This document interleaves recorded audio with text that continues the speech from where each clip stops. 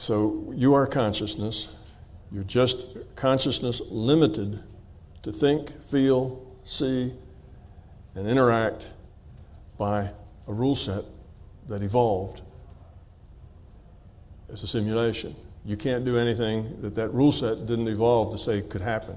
So that's why we can't jump 20 feet in the air. Why can't we jump 20 feet in the air? Because the rule set didn't evolve us to do that. Our legs aren't strong enough, our bodies are too heavy. And because of that, we can't jump. And that's just a matter of how we happen to evolve. So the rule set constrains us. So we can't experience that. So we don't get any data that has us leaping 20 feet in the air because that data is inconsistent with the rule set. You see, we only get data consistent with the rule set. And this virtual reality had us not only not jump 20 feet in the air, but it gave us a brain of a certain size and ability. So we can't learn calculus and differential equations all in an hour. Our brain just can't do that. Doesn't have the ability, doesn't have the capacity to do it. It's outside of our ability, just like jumping 20 feet in the air, so we can't do that. So we're restricted. Okay? Now we think our brain remembers and has all this data in it, but it doesn't. All the data is in consciousness. But we had to have a virtual brain that had the capacity, according to the rule set, to hold all that information. That's why we as consciousness can hold all that information, because the brain, our virtual brain, has evolved to be able to hold all that information. But the information is actually held, you see, in consciousness. Now that works both ways. So if somebody hits you in the head with a pipe and it damages your brain, or you have a stroke, now suddenly by the rule set, you can't hold that much information anymore. You no longer have control of your right side, or maybe you can't walk anymore because that part of your brain that worked those muscles has been damaged. It didn't damage the consciousness, but the change here in the physical reality changed the constraints that consciousness had on its experience here. Now it's got a damaged brain, so now that consciousness has to only hold the data, only do the functions that damaged virtual brain would be able to do. So you see, the brain acts as a constraint, just like our bodies. They define the constraints based on, that constrain our consciousness according to the rule set. We only get data that's consistent with their rule set. Our data doesn't do anything. That's why we get hit in the head. Our data stream just shrunk because our consciousness, our awareness shrunk. Our consciousness didn't shrink. Our awareness shrunk. Okay, that can be a useful metaphor about the link. We have sometimes people say the brain tunes in. It doesn't really tune in. We have a lot of people using a frequency metaphor. Again, it's a good metaphor. You can use it, but frequency is only defined in physical terms. Frequency means motion through 3D space. Right? That's frequency. It's a repetitive motion in 3D space. That defines frequency. You talk about frequency in the non-physical. Frequency in consciousness, it doesn't mean anything. There's no space. We don't have any 3D space in consciousness. There's no displacement in consciousness. You can't vibrate without a displacement. So you see, it doesn't work. But it's a good metaphor. I get good vibes, right? Good frequency there. We're on the same frequency. It's a good metaphor, but don't take it literally. It doesn't work that way, literally. So do the characters in World of Warcraft have to tune into the server? If your dark elf is out there slugging it out with some giant or something, does he have to tune into the server to get his messages? Of course not. He's a creation of the server. He's part of the server. You might say he's one with the server. Okay. Well, it's the same with us. We don't have to tune in to something that downloads information to our brain. That's the wrong attitude. This is just a virtual brain. It's only a set of constraints. World of Warcraft, their image on your computer display and their personal traits are simply data information generated by the server and saved to a character file, just as you are. It's the same thing. So once you get that smiley face off the stick, there's no distance or physical separation, no in here, no out there within consciousness. Distance and separation are 3D virtual reality concepts. Don't constrain consciousness to be like its virtual reality creation. You are a constantly uploading file within a larger information system. We tend to imagine that reality everywhere and anywhere is just versions of what we already know, or what we think we know. So we saddle our concept of consciousness and the larger reality with our limitations of our thinking here in this reality frame, this physical reality. Okay, we go next. We've already talked about some of this. Yeah, there's a file with your name on it that separates your experience of a virtual physical reality from the larger consciousness system, and that little file is called a free will awareness unit. We're just kind of defining terms here. That defines your local awareness. So the free will awareness unit is a collection of data, memory, rules, and processing that interprets the data stream, defining experience within the virtual physical reality. It makes choices according to the rule set. Let's see. So the big C consciousness generates the data stream that the free will awareness unit interprets.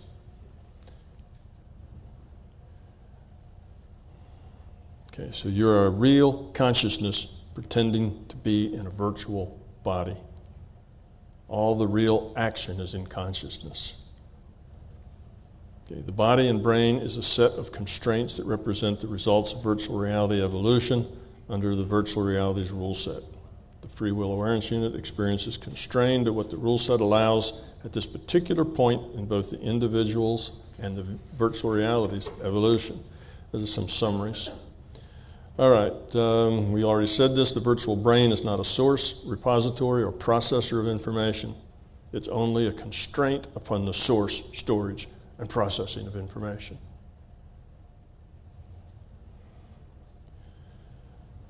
Okay, so the virtual brain has to be capable, according to the rule set, of storing and processing, whatever it is, some gazillion gigabytes of information. But it being virtual doesn't actually store or process anything. We've been over that. The rule set defines the structure and allowable interactions. These constraints specify the data stream that we interpret as our reality. Okay. Two kinds of change. There's the gain. You can gain and lose capabilities as a result of choice, and you can gain or lose capabilities as a result of the rule set. Okay, two kinds of change. First, we'll talk about the first one. A change consciousness produces a modified brain to support the changes. Now remember, the brain is the constraint. So you learn something, you change, your consciousness changes. And when you do, your brain has to be able to reflect that. In other words, it has to be something you're capable of. So what happens is that you grow or you sink, you evolve or you de-evolve, and your brain will actually physically change some within the constraints of the virtual reality rule set to allow that growth. In other words, to represent that growth on the physical level. And I have here, if I don't say it, somebody always says, what was that about sheep morality? What about the sheep morality? I was reading on the internet about some scientists who realized that sheep were moral animals. The reason they decided sheep were moral animals is because if a baby sheep is orphaned, other mother sheep will take that orphan in and feed it and care for it. And the biologists say, well, why would they do that? How is that in their best interest? They see everything in terms of interest. What do you get out of it? You only do it if it's in your interest. Why is it in the best interest of that mother to nurse another lamb when she already has lambs of her own? She's actually giving her own genetic offspring a lower chance because now she's sharing their food with one that doesn't share any of her genetics. And in biology, that doesn't make sense. Okay, so they came to the conclusion that it was morality. The sheep was doing it because it was right. It was a good thing to do, to take in that other lamb, even though it was counter to their genetic, furthering their genetic substance. So that meant the sheep were moral. So what they did then, of course, was killed the moral sheep and looked at their brains. That's the way scientists do these things, right? If you find out a sheep's moral, the first thing you want to do is kill it and look at its brains. It's the way we learn.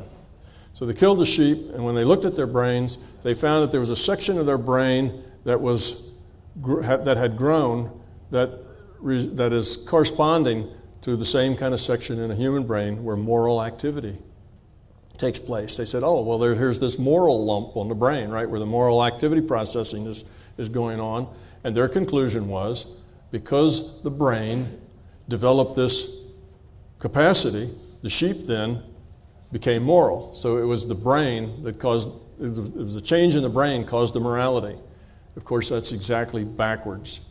The growth of the brain, or the change of the brain, didn't just randomly cause morality. It's like that was some kind of a random change in the brain. It just happened to cause the sheep to be moral. It's not like that. The sheep became moral. They did something that was not in their biological best interest, but seemed like the right thing to do. That's called morality. And because they did that, the brain modified itself in order to support that function. So you see, you grow up and change and become different, your brain will modify itself to support that change as long as it's within the rule set. As long as it's not modifying something that couldn't be done with a rule set, it can't do that. But as long as it's within what the rule set can do, then your brain will change. And you can do the same thing in reverse, and that gets us down to the lose capabilities. You can make choices that actually do brain damage rather than do brain enhancement. And what kind of choices will do brain damage? What sort of experience would likely expand your fear, raise your entropy?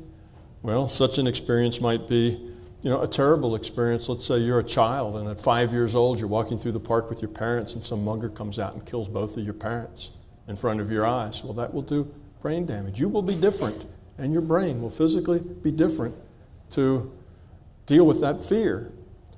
But now it doesn't have to happen that way. You'll see in a minute, I'm going to put a little change on all of this. Your imagination. So it could be a terrible experience that causes you to be fearful. And the rest of your life here, you're fearful because something frightening happened to you. It could be just your imagination. When my oldest son was a toddler, one of those toddlers that can barely walk and fall down a lot, he fell down, and we were visiting friends who had a big dog. And his big dog was very friendly, and he walked right over my toddler and looked right down at him like, you having a problem? Can I help you with something, kid? And my son looked up and saw this huge animal with great big teeth, standing over top of him, and started to scream. And of course the dog was entirely friendly. There was not a threat there, but my son became afraid of dogs. And when he was 4 or 5 and 6, he was terrified of dogs from that experience. So the terrible experience was just in his imagination. It wasn't really a terrible experience from our point of view, from a parent's point of view. It was a terrible experience from his point of view, but he created it himself out of his fear. So it can be your imagination. It could be your belief, fearful attitudes, religion, propaganda, conspiracy theories, 2012. There's all kinds of fearful stuff out there that if you take it on, it can damage you. It could be your choice. You could go to a horror movie and see some awful things that you really didn't experience in this life. You experience them on the screen, or play violent video games, or read graphically violent, scary books. All of these things can cause brain damage. But how much, if any, depends on the extent to which you take in and internalize the fear. So see, if you play those terrible games, but you don't take in and internalize the fear, you don't take that on, then it doesn't really have much an effect on you. Same with the belief that you get from the religion and conspiracy theories, and even the same for the terrible experience where the child has his parents killed in front of him. If he takes on that fear, then he may be terrified his whole life. He may be frightened of things that he doesn't even know why. But if he doesn't take on that fear, it would be hard to do, right, in that situation. But if he doesn't take on that fear, then it doesn't affect him so much. Basically, he can let that fear go and get over it. So what matters as far as losing because of your choice, make good choices. Don't submit yourself to stuff that's going to make you more fearful. Well, these days, just watching the news and reading the newspaper will make you more fearful, and going on the internet can too if you're not choosy. So you need to let that stuff go. Now, the gain or loss as a result of the rule set, that's what we just talked about. From the physical perspective, the body can lead and the consciousness follows as far as damage goes. Because according to the rule set, if you have a stroke, part of your brain dies. Well, now you no longer have that ability. So the rule set changes what your consciousness, changes the data that your consciousness will receive. It receives now a restricted set of data because the rule set requires that. Okay,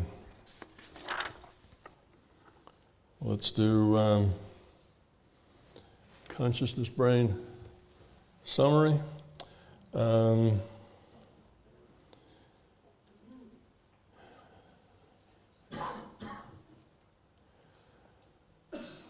Okay, I think we've been over most of this. All your action is in consciousness. The brain, like your body's virtual. It only exists as probability until your skull's opened. Yes, you don't have a brain in anybody's data stream until your skull's open. It's just a virtual brain. See, we just assume that you have a brain. It's just like your teachers always assumed that you had a brain. Brain's just like the oxygen we were talking about. It doesn't exist until you open up somebody's skull.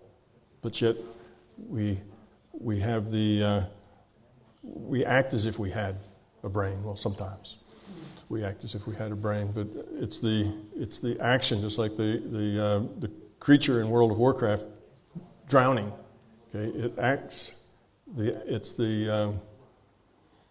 not the oxygen that's the matter, but it acts as if there were oxygen. We act as if we have a brain. It's the same sort of thing. Your body and brain are no more real than the body and brains of the characters in Sims in the World of Warcraft games. No more real than theirs. You think they have brains, or you do, no more or less than them. We're just the same on that score. Okay. From the game, inside the VR's perspective, if you're a player, or if you're one of those little characters inside World of Warcraft, it's assumed that all the characters' experience is stored in their brain. If you're a little physical character in there, then you would assume things were stored in their brain. But we know better, don't we? We know that the data is really stored in the server. It's not in their brain. But if you were a character in that virtual reality, you would assume that it was stored in their brain. Well, we're the same. Very little difference. It's not stored in our brain. It's stored in the server. You see, it's stored in the consciousness. Consciousness is the data system. Okay. So the World of Warcraft character running around on your computer screen requires no comm line to the server because it's a part of the server. Neither do you. The only important difference between us and the characters in the server is that our rule set was evolved and their rule set was programmed. So our rule set evolved a reality for us, a virtual reality that's millions of times more complex and detailed than what programmers could ever program. The whole thing evolved to be the way it is. All the creatures, all the plants, all the everything evolved here. And that's the outcome. It's a logical consequence of the rule set. So that's really the only difference. We have better graphics in our game. As somebody said, I remember when Brian Whitworth made a comment about this being a virtual reality, somebody commented, they said, geez, we have really good graphics in this game, but geez, the plot sucks. So we have better graphics. And we have more detail because we have an evolved set. Okay. Let's move on. Okay. Limitations. It should make sense. So just look at this middle one. If your particular brain can't capture or process some potential piece of information, then that experience is unavailable to you because it lies beyond how the rule set has defined your specific limitations in this virtual reality. Okay? A limited consciousness is not implied. Okay, what about when the brain dies? Okay, well, you should know by now there is no brain, right? Brains don't die. People don't die. There is no such thing as death. We just move on to a different virtual reality. Okay, but here's the way of the brain. Here's what happens. At death, temporary partition data set defining the free will awareness unit dissolves and is deleted. Brain dies. Okay, that partition, it doesn't have to do with the brain. It has to do with this free will awareness unit, which is your little chunk of big Z consciousness that's you, right?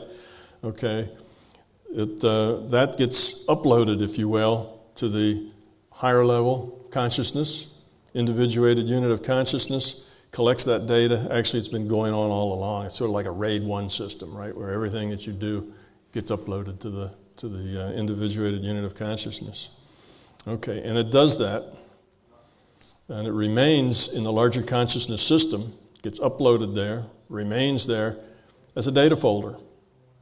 Now, I'm using this word uploaded as a metaphor. It's just because it's a computer metaphor that you know. Nothing really gets uploaded. We're not transmitting any data. It's already there, right? We're already in the server. We're a creation of the server.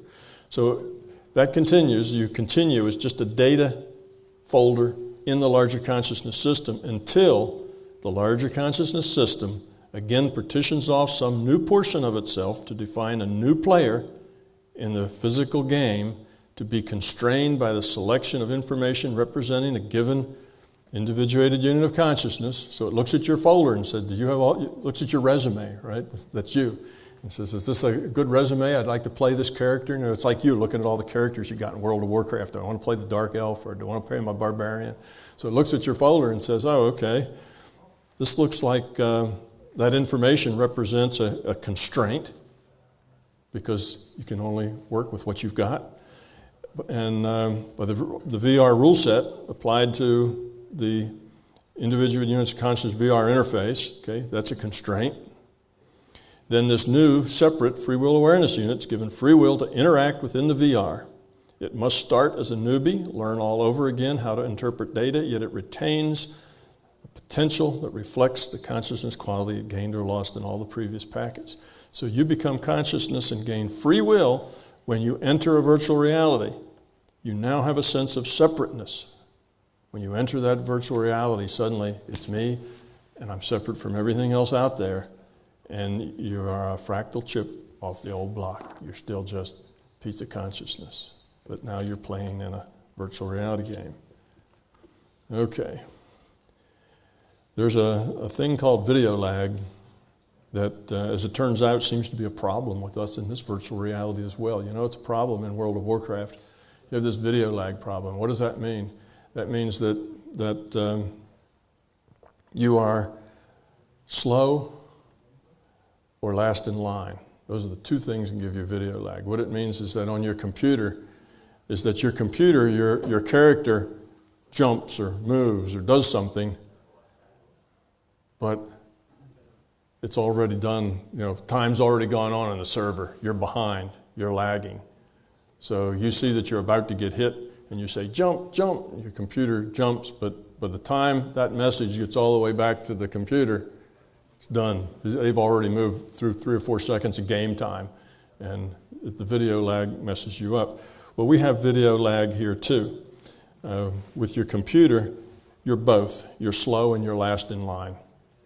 The data stream leaves the server, goes over the internet, finds your computer, and you're the last one in line. And besides that, your computer and your video is slow compared to that server. It's a big monster supercomputer, and you're real slow. With consciousness, it's not like that. With consciousness, it's just the opposite. We are slow. Okay? Our physical bodies are slow. They're electrochemical, mechanical devices. For you to move your hand, you have to send signals to the muscles who have to secrete hormones that, create nerves that do something, and the nerve contracts and the muscle has. It's all kinds of biological, mechanical, electrical processes have to go on, and those are slow compared to consciousness. Okay, so we have a problem there. These are so slow, and our consciousness is so fast that we would always have this video lag. And that means that we would be behind. We'd be thinking way out. So sometimes you think faster than you can speak and your tongue gets tied up. It would be like that done, 100 times over. You would constantly be ahead of where your body was capable of going. So we have a plan how we can get over that. And the plan is that it appears from research that our virtual reality has run into an evolutionary snag similar to video lag. We need to react quickly enough to make gameplay smoothly interactive for our little c consciousness. However, our reaction times are apparently too slow because we have evolved extremely complex biomechanical processes that are slow. Okay, so how do we deal with that?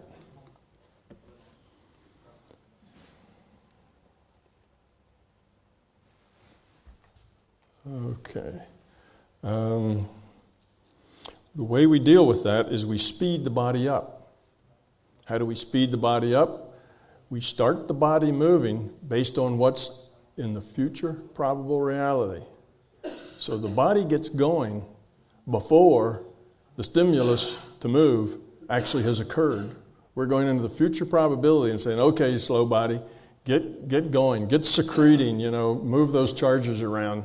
Do what you have to do to get ready to move, so that because there's going to be a stimulus occur here shortly that you're going to want to move, and you need to be already pre-programmed to do it. You need already to be set and in the process, so you're not so far behind.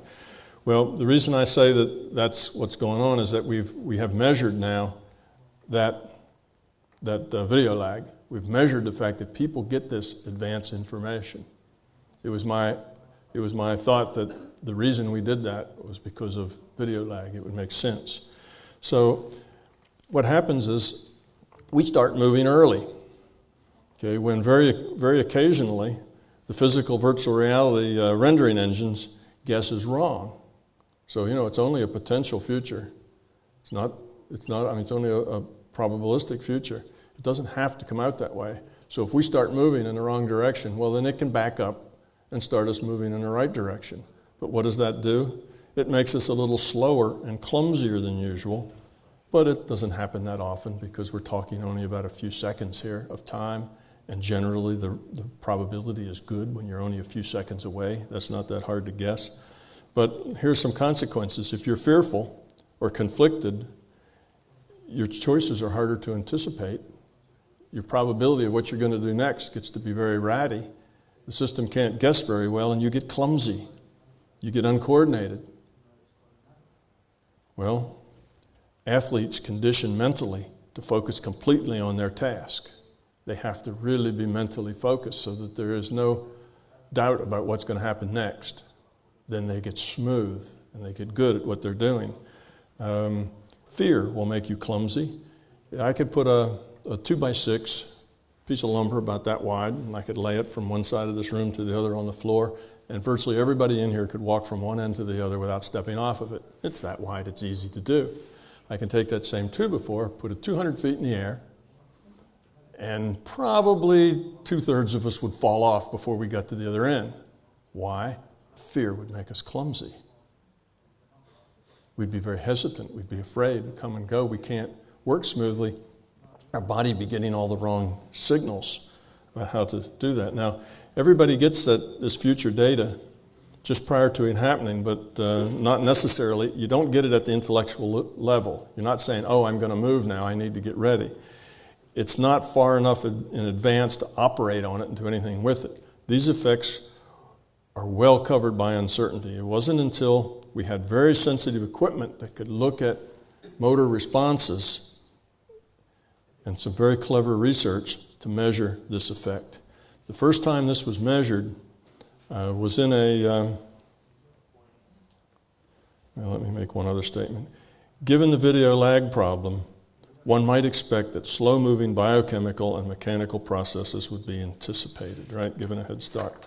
We first learned this back in the 80s. It was called the Breitschaft's potential. Breitschaft's is a German word that basically means readiness potential. And it was done by, what was this guy's name? Benjamin Libet. If he was French, that was Libet. If he wasn't, it was Libet. I don't know his nationality. But in any case, he measured a thing called the readiness potential. It was also done in Germany around the same time. So they were like co-inventors of this. That's why it got the name Breitschaft's potential. And what they found was that the body began to move before the stimulus occurred to move it. Now, it didn't actually move. It just got ready to move. Things got secreted, charges moved, and they could do this with very sensitive equipment. Very, very sensitive equipment that could measure tiny little voltages at the muscle tissue and that sort of thing. So we're talking about minute things that otherwise would go unnoticed. But what they'd find out, it's one of these things. When the bell rings, raise your hand. Okay, well, they'd find that they would get ready to raise their hand just before the bell rang. And that was kind of amazing. That was like a big discovery. It's called the readiness potential. So, and it would be, again, tiny little things that they could measure. Now, since that time, they've measured a whole lot other things that say the same thing. Libet came to the conclusion that meant that there was no free will. He said, well, if you start moving, before you even know you move, then obviously this is just you're in a movie. You're just going through the motions. You think you're moving because your brain says, arm, I need to move now, go. And then the arm goes. But it's not like that. The arm starts going before the brain even has any idea that that's what it wants to do. So he said, obviously, we have no free will. And of course, that's very wrong. It has nothing to do with free will. He had no idea really what free will was and how it worked. That was just a misunderstanding on his part. But it does show that we get information that we use ahead of time. Bottom line, a good virtual reality design requires body awareness to precede intellectual awareness in order to eliminate video lag. Now, there's been a bunch more research that has done similar sorts of things. Dean Radin's study shows that a body reacts to a calm or disturbing picture sometimes as much as several seconds before any information is shown. Now, in this case, he had a bunch of pictures. Some were nice, lovely pictures, and some were horrific pictures. He would have a computer pick a random number and then draw a picture. So every picture had a random number. Say he had 100 pictures, and he'd draw a number from 1 to 100. Whatever number came out, that would be the picture. Now, the time between he started the random number generator, it found a random number and showed the picture, was only hundreds of seconds, milliseconds. But yet the person would start to react to that picture before the random number was ever selected, before the picture ever came up on the screen. Okay, that's another one of those things like the double slit, right? How does that happen in an objective reality? Well, it does. And looking into the future, looking at the probable realities, after all, that random number generator is a computer, isn't it? And it's got some kind of an algorithm.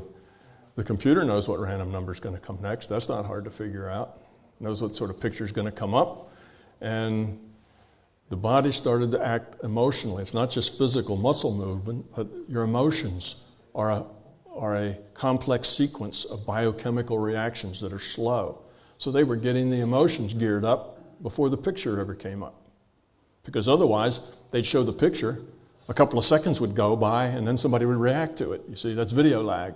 It's not a good reality. You want the reaction to be right as the picture comes up. But our physiology isn't that quick. Anyway, that's we have those. Researchers have shown that people will physiologically manifest empathy at a distance for the same thing. There can be two people who are connected. Maybe they're friends, they like each other or something, and there'll be separate rooms, and then a researcher will threaten one of them or do something unpleasant to one of them, and the other one gets a reaction to it that they can measure. And then they find the other one gets the reaction to it before the researcher actually does anything. See? So now from here on, all these words that are in italics are words that I copied off the internet. Actually, I copied it off an email that was sent to me. It was a list posted by Dr. Craig Hogan, and I don't know who Dr. Craig Hogan is, but he made this list. He evidently was a researcher of unexplainable, repeatable, well-documented scientific experiments. The list was made. Somebody said, well, are there any really psi experiments that are really solid, good science? And he said, well, yeah, here's a bunch of them that are repeatable, unexplainable, well-documented scientific experiments. And this was one, Dean Radin's work that he did. Precognitive dreams also fall in there. Being aware of things before they happen. Okay, that happens. Also, of course, you can get information from the other person. We're all netted. We're all connected. So if you have an intention, I might get that intention, not necessarily through some advanced reading of the probability for the future, but just because I get the information from you. So there's lots of ways to pick that up. Okay, let's see.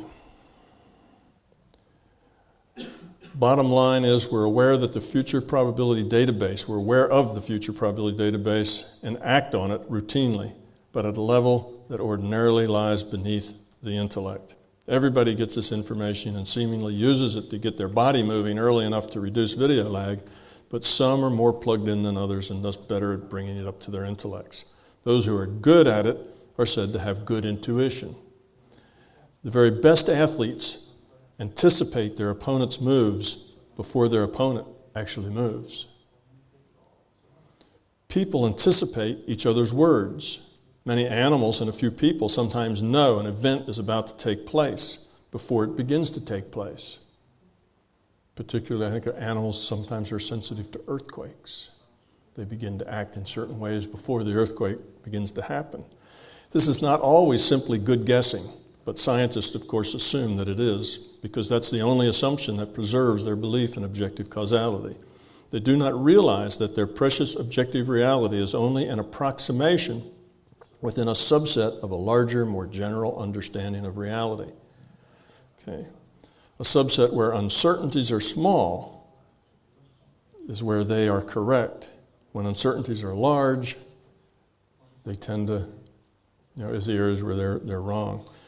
The truth keeps leaking out from easily repeatable, entirely objective double-slit experiments, paralabs experiments, backward causality experiments, and now measurements of tiny precognitive physiological markers that anticipate future events.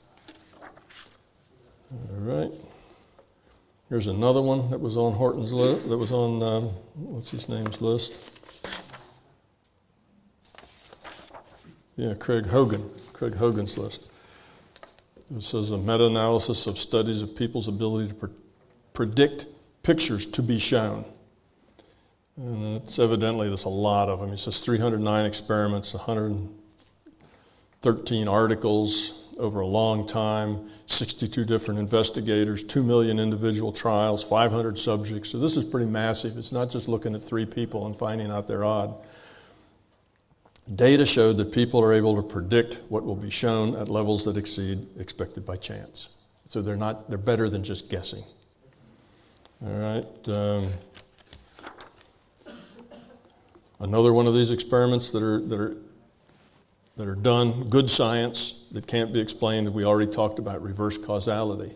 But I wanted to point out a few things here. See the words that are yellow? This is in Hogan's words. He says the retro-intention studies, which is what they call reverse causality, showing that intention somehow has an effect on an experiment and on an experiment group of cardiac intensive care patients. It doesn't have an effect on the patients. You see, there is no reverse causality. The patients weren't affected. The patients did whatever they did the decade that they did it. What's affected is the data describing what happened to those patients, because nobody had ever analyzed that, and that result was still in the future. You see? That's what changed. The problem is that if you believe in an objective reality, you think the data that described what happens is actually what happened. You make a one-to-one connection there. Also, he says that clicks on Geiger counters recorded at one time can be influenced by consciousness a year later. The clicks on the Geiger counter weren't influenced. It didn't make more or less clicks on the Geiger counter. What it did is changed the data that represented those clicks on the Geiger counter. The Geiger counter did whatever it did. That's gone. There's no reverse causality. But that data, the analysis of the statistics of that data had never been done yet. It was still in the future. And a mind can modify the probable future. You see? So the researchers doing this work, even though they know it's there, they are still tied to an objective reality, and they still come to the wrong conclusions. So they're seeing Geiger counters being changed, or they're seeing people's health being changed in the past, and none of that happens because they don't really understand the nature of reality that's probabilistic, that the big world works just like the little world of the double-slit experiment. Machines, consciousness can affect machines or energy, such as random number generators, random noise generators, telephone recorders, and the like. Okay, the effects just are in the output data. Okay, so it's a scientific belief that in an objective deterministic world, Geiger counters must always be perfectly causally connected to the data they produce. You're not affecting the Geiger counter, you're manipulating the uncertainty in its output data. Okay. All right, the fact that no one has been able to use energy to interfere with remote viewing, telepathy. They put people in Faraday cages. That's a cage that shields from all kinds of radiation. They find they put people in. They can remote view just as good there as any place. They can remote something on the moon or on the other side of the world just as easily as they can next door. It has nothing to do with distances. Nobody's ever been able to find a physical way to inhibit these kinds of abilities.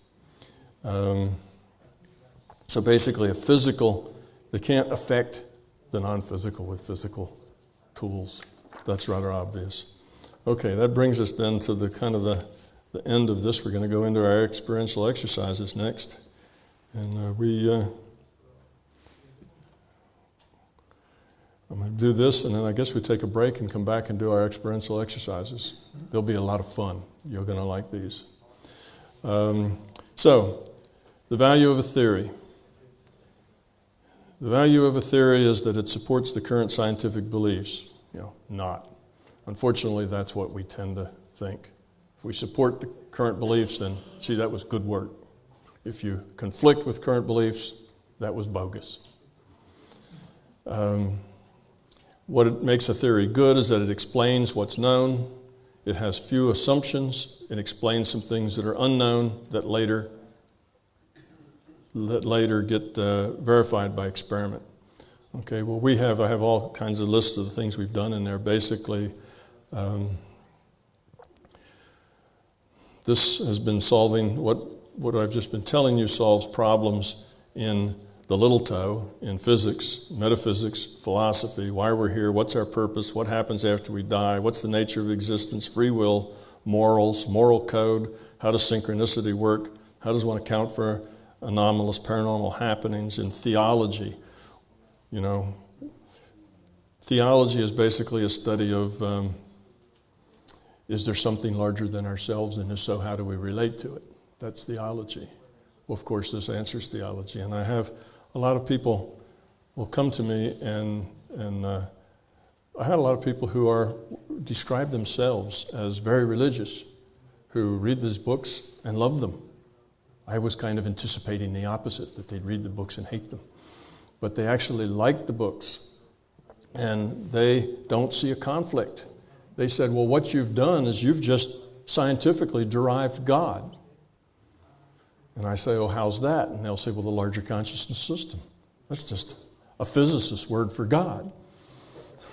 And I think about that for a minute, and I say, well, let's see, the larger consciousness system, it's omniscient, right? It's got all the data. It cares about us in the sense of synchronicity. It tries to help us grow up. It's not infinite, but it would seem that way. From our perspective, it would look that way. And you go on through all of these things. It's about love. You know, God is love.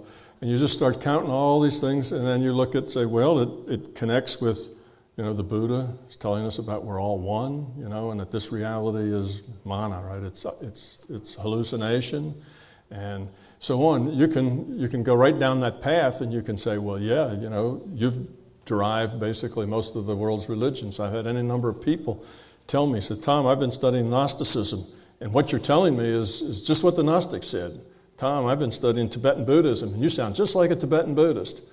Tom, I've been studying, you know, whatever it is, the Kabbalah, and you sound just like that. So people who are religious and have been studying those things find resonance here. It meets, you know, it verifies the things that they're talking about. But now what doesn't it have? There's no creed, there's no dogma, and belief rather than necessary is the enemy. Okay, so it's a little different than most religions in that. But people who are religious that have grown up beyond belief and creed and dogma find a real strong connection here. That surprised me. I did not expect that. So in their viewpoint, it's just a scientific derivation of God that I call the larger consciousness system. And many of the religions of the world are explained here, are derived here. What's not corroborated here is their dogma. So that's interesting, I think. So, you know, it shows the difference between right and wrong, what's important, what's not, reincarnation, nature of origin of, you know, and purpose of Dr. Fredkin's other. You know, Dr. Fredkin, when they asked him, say, well, if we're all simulation, who does it? Where's it done? And he said, well, not here in this reality. It's not physical, it's other. So actually in his scientific paper, that's what he called it. It's in other, and he put quotes around other.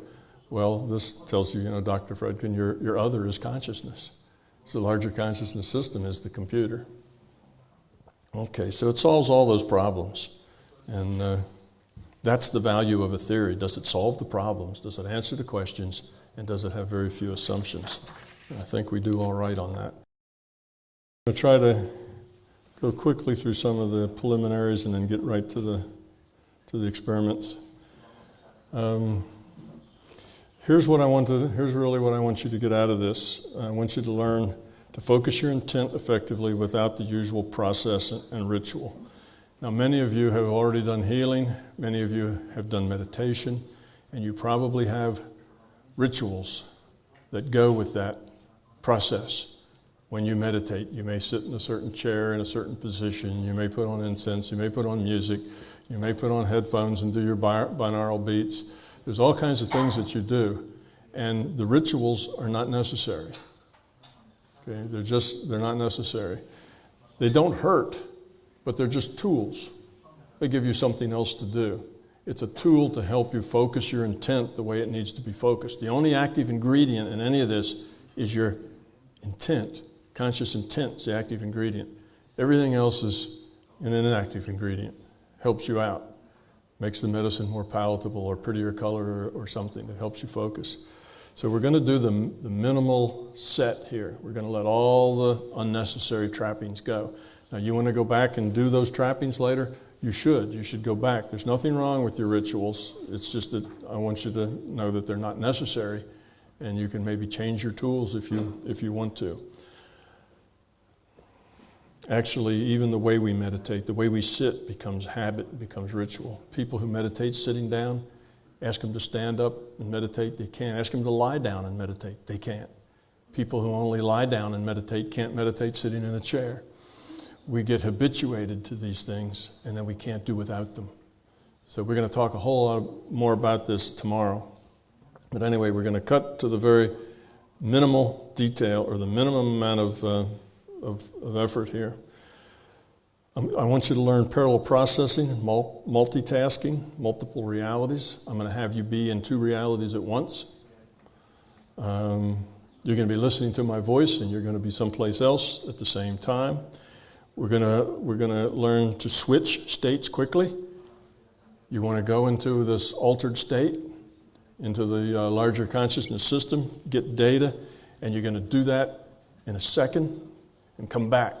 You're going to just go like that and back like that and go like that. There's not going to be any long process. At first you relax your head and then you relax your toes and then, we're not going to go through any of that. We're just going to do it.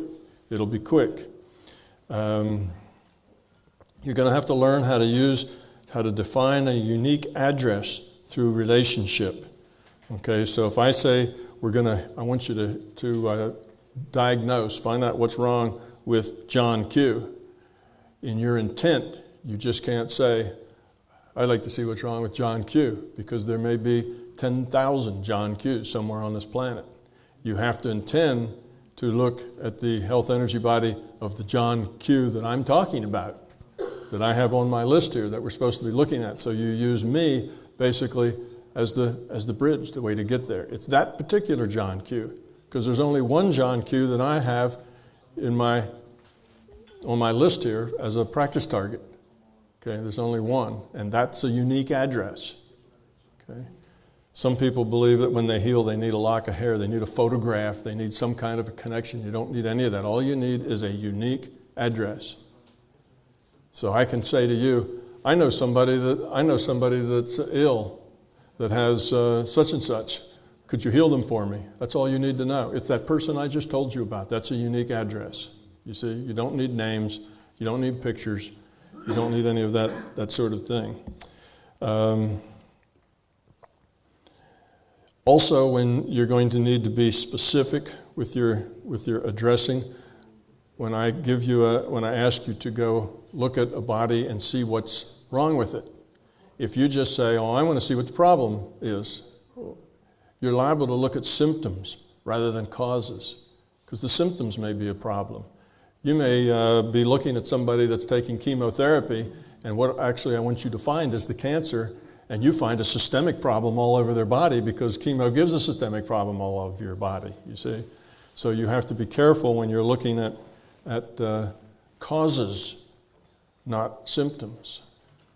But if you're sloppy in your language, we think in language, you'll get something that you don't want. So you have to be very precise exactly what you're looking at and have a very unique lesson. And you'll get some practice with this. Okay, we're going to generate tools. One of the tools I'm going to get you to generate is a humanoid shape. Now you're going to use this to do diagnosing.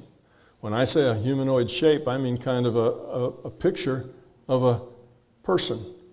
Looks like a gingerbread cookie. Kind of has a lump up here at the top that's sort of the head, and maybe things that stick out that are the arms, and a body, that sort of thing. It's just a humanoid shape. When I say, take a look at such and such energy body, I don't want a 3D high-res picture, because you'll sit there spinning your wheels trying to get this picture and you won't be able to get it. That's not necessary. It's only a tool for focusing your intent to get data. It doesn't have to be anything more than just a tool. It doesn't have to be a high-res picture. It doesn't have to be a picture at all. Ladies tend to not be as visual, not get pictures as much as males do. Okay, it's just one of the differences. So, and some males don't get pictures very well either. But the ladies they have a feeling. They feel it just as well. They say, okay, I can feel that, I can feel that gingerbread cookie. I can feel that humanoid shape, and I can feel these spots. And if you ask them, well, you describe to me black spots and where they are, but you can't see anything. How is that? Well, I don't know. It's just the way I feel it. That's okay. When I say, I'll be using imagery like it's visual, but if you don't do visual, it's not a problem. Do whatever you do. Feel it. Sense it. Let it come into your imagination. Don't get hung up on pictures and high res. We're just guiding you. Now, when we talk about diagnosis, and I say you're going to look at this humanoid shape, this gingerbread cookie shape, some people will get hung up on, well, is this the health energy body I'm looking at, or am I not looking at the right thing? Am I looking at some other? Am I imagining this shape, or is this really the shape? Don't get into that. That will make it not work for you. That's the wrong idea. It doesn't matter where the shape comes from. Imagining the shape is just as good as anything else. This is not data coming in. This is your data out. What you're doing with this humanoid shape is you're setting up the output format for your data. When you do searches in a database, with this particular database, you have to tell them exactly the data you want. If you're not clear, if you say, I just want to see John Q's thing, and you don't say the John Q that I'm talking about, you'll just get some random John Q pulled out of, there's 10,000 John Q's, reach up and pull one out, and that's the one you'll get. Okay? So you have to be specific, and you have to make sure that your intent is clear and precise. All right, that's important. But the humanoid shape's just a tool, an output format. Imagine it. It's easy. Then I'm going to ask you to see data. That's your output format, and I'm going to ask you to see data. Now, you don't imagine the data. That's not what we want. We want your data to come from the database. And when the data comes from the database, don't try to make it come. What you do is you ask your question, and then you just open and sit calmly, right? You're not involved with it at all. You're like a scientific, bystander seeing what's going to happen next. And whatever happens next, you report it. You don't second guess it. You don't say, I wonder if that's right, or doesn't it over here, or maybe it should be that. As soon as you get your intellect into it, you've lost the game. You just ask the question and report what happens. Now, there's not going to be any, we're not going to have everybody tell you what, you're not going to all have to say what you did. This is just you. You're the only one who will know whether you got these things right or wrong. So we don't want any performance anxiety where people don't do it because they're afraid they'll get the wrong answer. Okay? And even if it's just you, there's still a lot of performance anxiety because you don't want to fail. You want to get it right, or you fear that you can't do this. So there's a performance anxiety. You have to let all that go. You have to treat this and approach it like a dispassionate, disinterested scientist. I'm just going to do this. Okay, it's not my technique for healing, but just for fun, I'm going to follow along. I'm going to do this and see what happens. And then I'm going to report whatever happens, whatever that is. Whether it's silly or not, doesn't matter. I'm just a scientist. I'm going to report what happens, and then I'll find out later. That's the right attitude. Okay. When you look at a humanoid shape, if you don't specify whether you're looking at the front of it or the back of it, you'll say, oh, I see a problem over here on the right, and that problem will turn out to be on the left because you're not looking at it front ways, you're looking at it back way, from the back. You see, left becomes right and right becomes left. So sometimes you're going to confuse right and left just because in your intent you forgot to be precise about how you were looking at it. It's starting to get complicated. There's a whole lot of things you have to keep straight here in your intent, but this is what you practice. Now you're going to, let's see.